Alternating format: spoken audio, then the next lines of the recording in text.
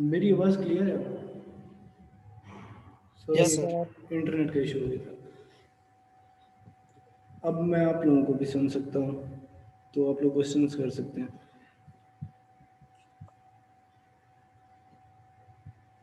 ठीक है, टॉपिक पे आते हैं जावास्क्रिप्ट की तरफ। जावास्क्रिप्ट मेनली फ्रंट एंड की लैंग्वेज है। जैसे मैंने आप लोगों को बताया कि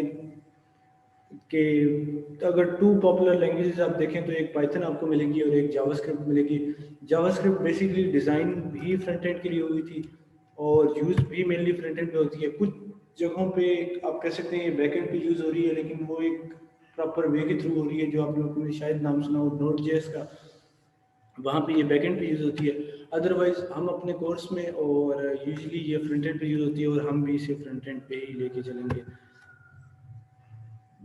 अगर आ जाए एडवांटेजेस की तरफ, तो जावास्क्रिप्ट और एचटीएमएल बिल्कुल साथ साथ काम कर सकती है। अगर आप स्केलेटल ले लें एचटीएमएल को, तो जो फंक्शनैलिटी बॉडी पार्ट्स में आ सकती है वो जावास्क्रिप्ट के थ्रू आ सकती है, और जो डिज़ाइनिंग होती है वो आप सीएसएस के थ्रू करते हैं। उसके बाद आपका ब्राउज़र टोटली इसे समझ सकता है।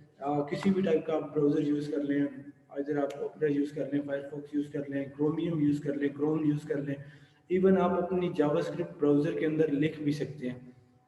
शुरू में अब जब हम कोडिंग पार्ट पे आएंगे तो हम जावास्क्रिप्ट को कंसोल के अंदर ही, ब्राउज़र के अंदर ही टेस्ट करेंगे, उसके सिंटैक्स को देखेंगे, उसके बाद हम फाइल पे आ जाएंगे और हम एक एग्जांपल छोटी सी देख लेंगे उसकी।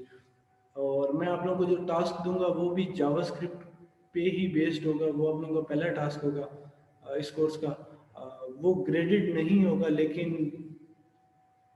मस्ट होगा कि आप सब सबमिट करें उसे एटलीस्ट। तो उसी की बेस पे फिर मैं देखूंगा कि आगे कोर्स किस तरह लेके चलना है।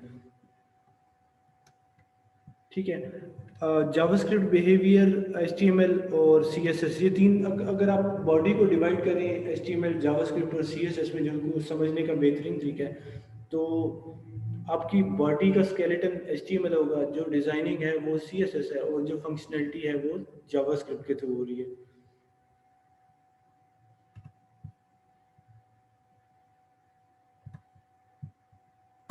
थोड़ी सी स्लाइड्स के ऊपर से गुजरते हैं स्किप करके, उसके बाद कोडिंग पार्ट के ऊपर आ जाते हैं। चीज़ें आपको समझ तब आएंगी जब आप प्रैक्टिकल देखेंगे और कोडिंग पार्ट देखेंगे। But just to give an idea कि जावास्क्रिप्ट कब से एग्जिस्ट कर रही है और किस तरह की जावास्क्रिप्ट एग्जिस्ट कर रही है, उसको थोड़ा सा डिस्कस कर लेते हैं। मैंने आप लोगों की एक मेन चीज़ है जो स्लाइड में देखने वाली है, ये कुछ हिस्ट्री लिखी हुई है, इसमें ये चीज़ मेन देखने वाली है, एक्मा जावास्क्रिप्ट 6 2015। ठीक है, जो अभी हम देखेंगे वो ES5 होगी, ES4 और US5 का कॉम्बिनेशन होगा। जो कोर्स के थोड़ा एडवांस लेवल पे जाके और मिड पे जाके हम देखेंगे वो ES6 होगी, जो जावास्क्रिप्ट आजकल यूज़ होती है। लेकिन उसके लिए प्री रिक्विजिट है कि आपको ES4 और ES5 का पता हो। ES एक्मा 6 को ES6 भी कहते हैं और जावास्क्रिप्ट 2015 भी कहते हैं। इसमें जावास्क्रिप्ट का सिंटेक्स तकरीबन चेंज हो गया है। जावास्क्रिप्ट का सिंटेक्स अब वही है जो आपके जावा का मोरल लाइक सिंटेक्स है। एक्सटेंस आपके पास मौजूद है, आपके पास कंस्ट्रक्टर मौजूद है, आपके पास कॉन्स्टेंट्स मौजूद हैं, वेरिएबल जिनकी वैल्यू चेंज हो सकती है वो हैं, उनका सिंटेक्स अब डिफरेंट हो गया है, कांस्टेंट का सिंटेक्स डिफरेंट हो गया है, इनहेरिटेंस प्रॉपर उसी तरह है, आप ऑब्जेक्ट डिफाइन करते हैं, कंस्ट्रक्टर कॉल करना मस्ट हो गया है कुछ लैंग्वेजेस में और कुछ फ्रेमवर्क्स में। उनको अब रैपर के थ्रू हटा दिया गया है, क्योंकि कंस्ट्रक्टर यूजली हम कॉल नहीं करते और बाय डिफ़ॉल्ट एक कंस्ट्रक्टर कॉल ज़रूर होता है। इस पॉइंट तक किसी को कोई कंफ्यूजन, किसी का कोई क्वेश्चन? फिर मैं जावास्क्रिप्ट के सिंटेक्स पे आ जाता हूँ। अब आप क्वेश्चन बोल के भी पूछ सकते हैं, मुझे आपकी आवाज़ आ रही है अगर आप बोलेंगे तो।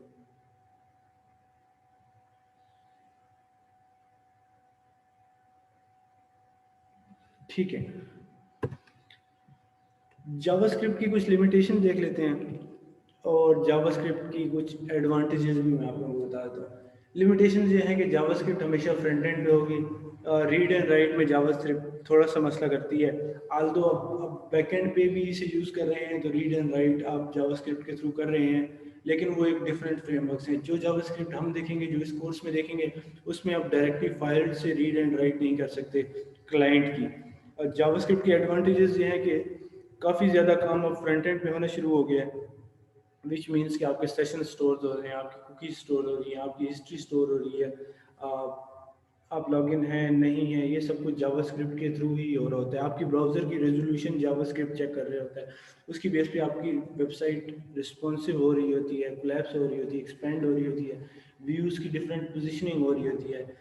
इवन जो आपका इंटरनेट चला जाए तो एक गेम आती है, वो भी जावास्क्रिप्ट पे ही बनी हुई है, और उसका कोड आप जाके चेक कर सकते हैं, जावास्क्रिप्ट की फाइल में पड़ा हुआ है, अगर आप इंस्पेक्ट करके देख लेंगे तो आप इंटरेक्टिव गेम्स बना सकते हैं ब्राउज़र लेवल पे।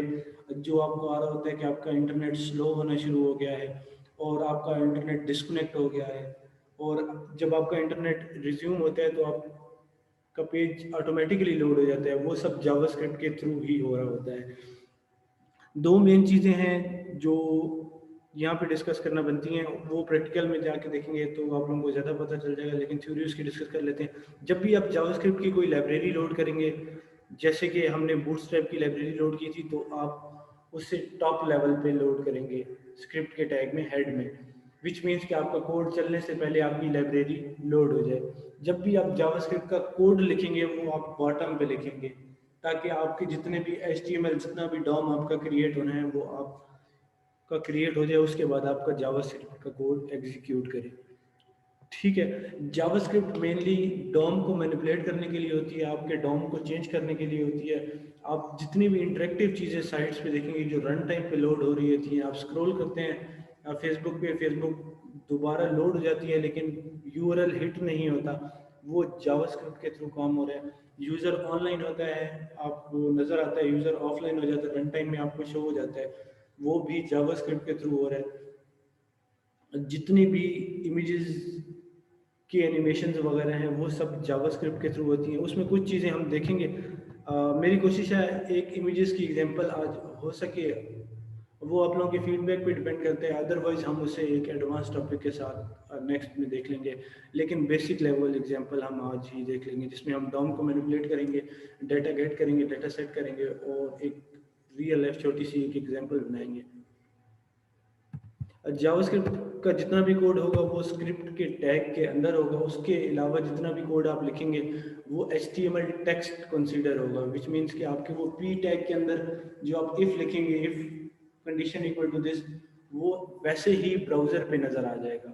वो मैं आप लोगों को अभी दिखा भी देता हूँ, विच मीन्स कि वो कोड एग्जीक्यूट नहीं होगा, ब्राउजर उस कोड को समझेगा नहीं, वो एज अ टैग और एज अ टेक्स्ट ही शो हो जाएगा।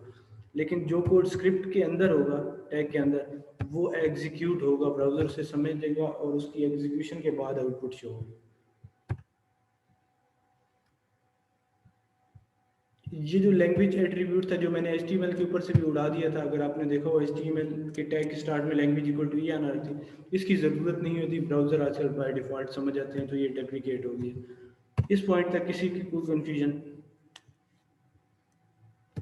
फिर मैं एक छोटी सी एग्जांपल यहाँ पे डिस्कस करता हूँ और फिर ब्राउज़र प्रैक्टिकली चले जाते हैं जो यहाँ पे लिखा हुआ है, तो वो चीज़ें आपको वहाँ से बेहतर समझ आ जाएंगी।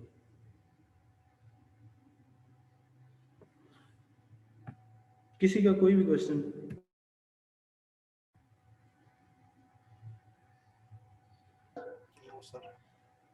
ओके,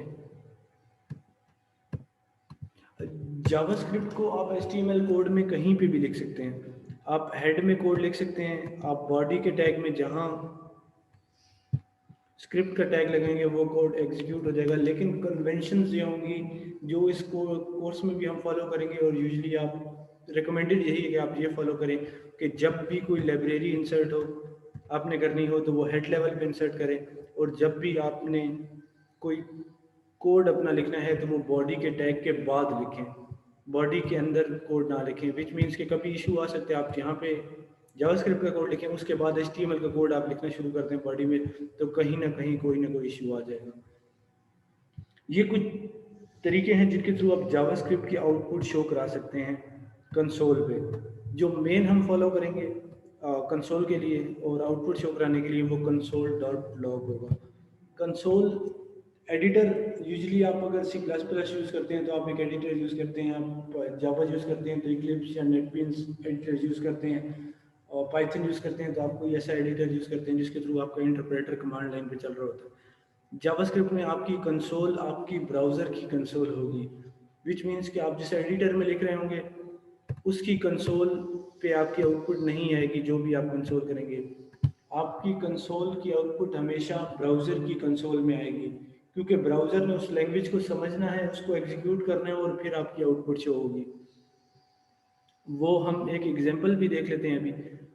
और उसके बाद पहले मैं ब्राउज़र पे कुछ चीज़ें डिस्कस करूँगा, वहाँ पे कंसोल शो नहीं होगा क्योंकि वो खुद एक टर्मिनल है। जिस तरह पाइथन का शेल आप लोगों ने कभी देखा होगा, टर्मिनल पे पाइथन 3 आप टाइप करते हैं तो एक शेल ओपन हो जाता है, जिसमें आप पाइथन की कमांड्स लिख सकते हैं। एडिशंस हो सकती हैं, सब्ट्रैक्शंस हो सकती हैं, प्रिंट हो सकता है, आप लाइब्रेरीज इंपोर्ट कर सकते हैं, रिक्वेस्ट अगर आपने इंपोर्ट की हुई है तो आप एक रिक्वेस्ट कर सकते हैं जिसको आउटपुट आ जाती है। तो आपका मोरल लाइक पाइथन शेल जो है वो ब्राउज़र की कंसोल होती है जिसको आप यहाँ से ओपन कर सकते हैं। ये यहाँ पे सर अभी आप ब्राउजर नहीं शो हो रहा, सिर्फ आपको आपकी स्लाइड शो हो रही है। अब शो हो रहा है सर। ठीक है,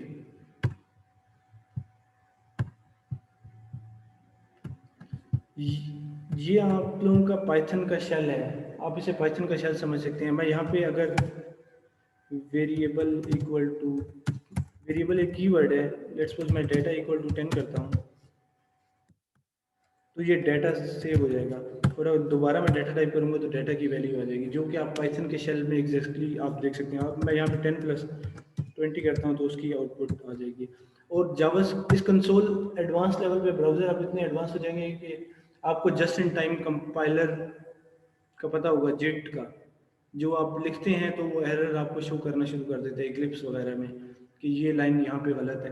तो या वो आपको बता देता है कि static variable can not be change, इस तरह के कुछ एरर्स जो आपको रन टाइम पे चलाने से पहले ही पता चल जाते हैं, उन्हें जिट कहते हैं। तो अब मैं टाइप करूँगा और वो उसकी आउटपुट पहले कंसोल में दिखा देगा नीचे। अब मैंने एंटर नहीं किया, मैं एंटर करूँगा तो वो प्रॉपर एंटर होगा और वो नेक्स्ट लाइन पे चला जाएगा। इसको हम थोड़ा और एक्सप्लोर करते हैं। पहले एक दफ़ा स्लाइड्स को गो थ्रू कर लें, जस्ट आपको एक आइडिया दिया है कि जो भी आपकी आउटपुट होगी वो यहाँ पे शो होगी कंसोल में, उस पेज के कंसोल में।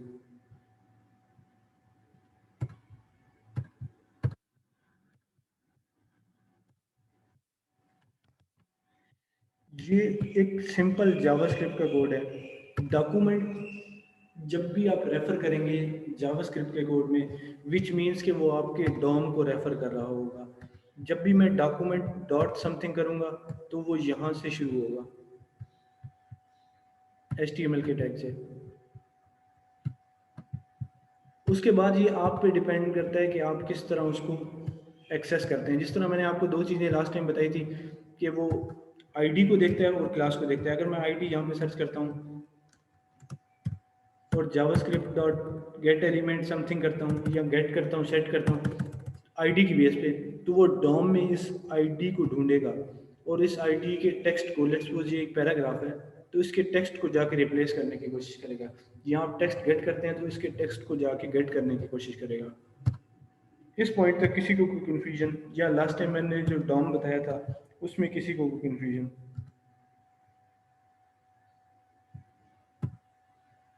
No confusion, okay.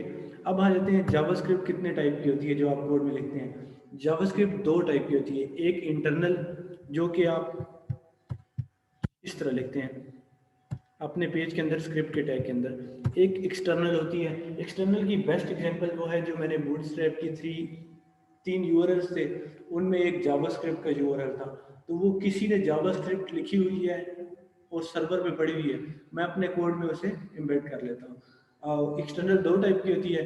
आप जावास्क्रिप्ट की फाइल अपने प्रोजेक्ट में साथ रख सकते हैं, जावास्क्रिप्ट या उसका नाम कुछ भी दे दें, लेट्स सपोज आप उसका नाम जावास्क्रिप्ट डॉट जीएस रख देते हैं, कंप्यूटेशन डॉट जीएस रख लेते हैं और उसे अपने कोड में इंपोर्ट कर लेते हैं स्क्रिप्ट सोर्स के थ्रू, तो वो फंक्शंस आपकी फाइल में आ जाएंगे।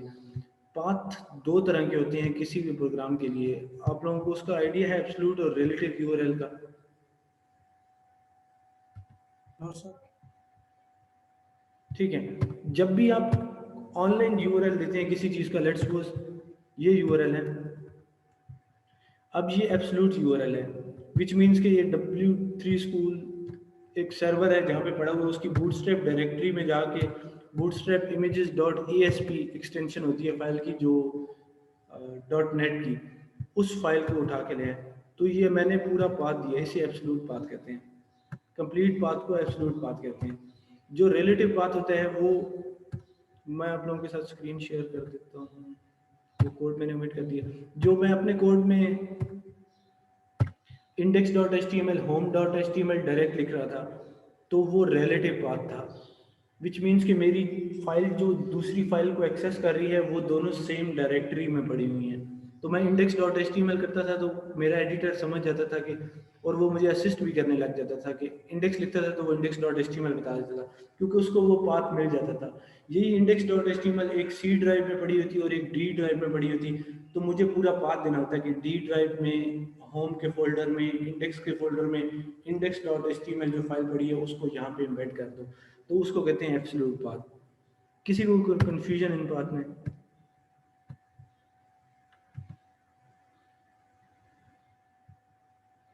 ओके। एक्सटर्नल में यही बात मैं आपको कह रहा था कि अगर दोनों फाइल्स एक ही फोल्डर में पड़ी हुई हैं तो script.js लिखेंगे तो वो उसको उठा लेगा। अगर एक बाहर पड़ी हुई और एक JS के फोल्डर के अंदर script.js पड़ी हुई है, या आपने index.html बनाया और जो प्रॉपर वे है कि आप एक JS का फोल्डर बनाएं, उसके अंदर आप जितनी भी जावास्क्रिप्ट की फाइल्स हैं वो लिख दें, और फिर आपने जो भी इनहेरिट करनी है JS का फोल्डर /script.js। ठीक है, किसी को कोई कन्फ्यूजन इस पार्ट तक? उसके बाद मैं कंसोल पे चला जाता हूँ। ये चीज़ें जो हैं ये हम कंसोल पे डिस्कस कर सकते हैं इजीली। फोन उठा रही थी कुछ थी तभी भी।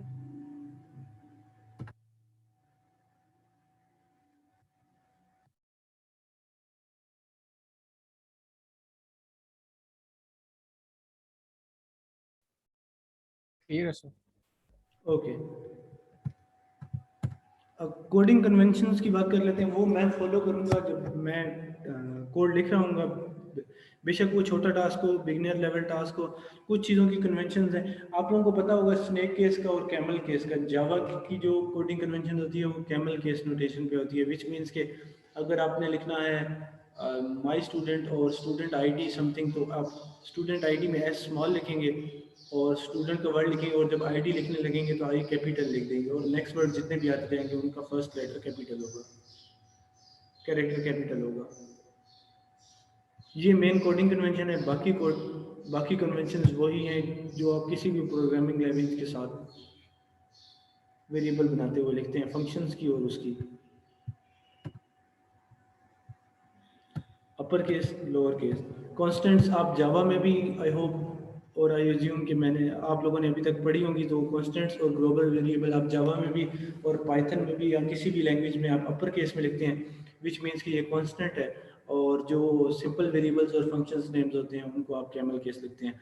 जावास्क्रिप्ट में कुछ एडवांस टॉपिक्स हैं, उनको अब अभी हम नहीं देखेंगे, नेक्स्ट लेक्चर में जाके देखेंगे, जिसमें लैम्डा फंक्शंस हो गए और कुछ कॉल्स वगैरह हो गई, वो हम बाद में देखेंगे। अभी हम बेसिक एग्जांपल देखते हैं कि डॉम को एक्सेस कैसे करते हैं, डॉम की वैल्यू गेट कैसे करते हैं और सेट कैसे करते हैं। और अगर आप लोगों को वो समझ आ गया, आई होप, मैं कोशिश करूंगा आप लोगों को समझाने, क्योंकि वो बेसिक लेवल टास्क है। अगर आप लोगों को वो समझ आ गया, उसके बाद हम जावास्क्रिप्ट में डाइव कर सकते हैं, चीज़ों को समझ सकते हैं। तो फिर हम एक और टास्क देखेंगे, और फिर मैं आप लोगों का पहला टास्क दे दूंगा, जिसकी डेडलाइन नेक्स्ट क्लास के स्टार्ट होने तक होगी। ठीक है, यहाँ तक किसी की कोई कन्फ्यूजन?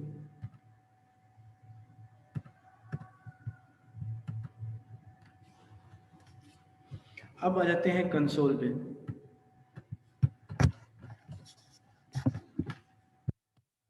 मुझे जितनी भी आउटपुट शो होगी वो यहाँ पे शो होगी। मैं यहाँ पे फिल्टर कर सकता हूँ, यहाँ पे सर्च कर सकता हूँ, यहाँ से इसे क्लियर कर सकता हूँ। इसके कुछ चीज़ों को देख लेते हैं। ये क्लियर करने के लिए, विच मीन्स कि आप यहाँ पे जो भी लिखेंगे उसे क्लियर करना हो तो आप यहाँ से उसे डिलीट कर सकते हैं। ये कुछ सेटिंग्स हैं। बाय डिफ़ॉल्ट मैंने 3 क्लिक की हुई हैं कि जो भी इंफॉर्मेशन हो वो मुझे शो करें, जो भी एरर्स और वार्निंग्स आ रही हैं वो मुझे शो करें। आप इनको चेंज कर सकते हैं और डिफ़ॉल्ट लेवल पे ये 3 ही उठाते हैं। और जब आप अगर एरर्स यहाँ से उड़ा देते हैं तो ये रेड कलर का होगा, विच मीन्स कि आपको अब एरर्स नहीं नज़र आएंगे कोड के, सिर्फ आउटपुट नज़र आएगी। आप एरर्स को हमेशा क्लिक रखें ताकि आपके कोड में जो भी एरर हो वो यहाँ पे आपको नज़र आ जाए। वेरिएबल्स में जावास्क्रिप्ट की आप वेरिएबल डाटा टाइप डिफाइन नहीं करते, आप एक वेर के सिंटेक्स के साथ x इक्वल टू और डाटा इक्वल टू स्ट्रिंग भी डिफाइन कर सकते हैं, वेरिएबल भी डिफाइन कर सकते हैं, अरे भी डिफाइन कर सकते हैं। क्योंकि अभी मैं कंसोल में हूँ तो मैं डाटा इक्वल टू डायरेक्टली लिख सकता हूँ 1 2 3, मुझे वेरिएबल कीवर्ड की ज़रूरत नहीं है। आप उसको एक्सेस वैसे ही करते हैं जैसे आप पाइथन में या जावा में किसी और लैंग्वेज में करते थे, तो ये आ जाएगा। आप डाटा ऑपरेशन कर सकते हैं। कुछ चीज़ें हैं, लेट्स सपोज लेंथ अगर आपने चेक करनी हो तो ये लेंथ बता देता है। बाकी फंक्शंस वही हैं जो आपके पास जावा में सारे फंक्शंस हैं, बस छोटा मोटा सिंटेक्स का डिफरेंट होगा। एक सेकंड यहाँ पे अजान हो जाए तो फिर मैं दोबारा कंटिन्यू करता हूँ।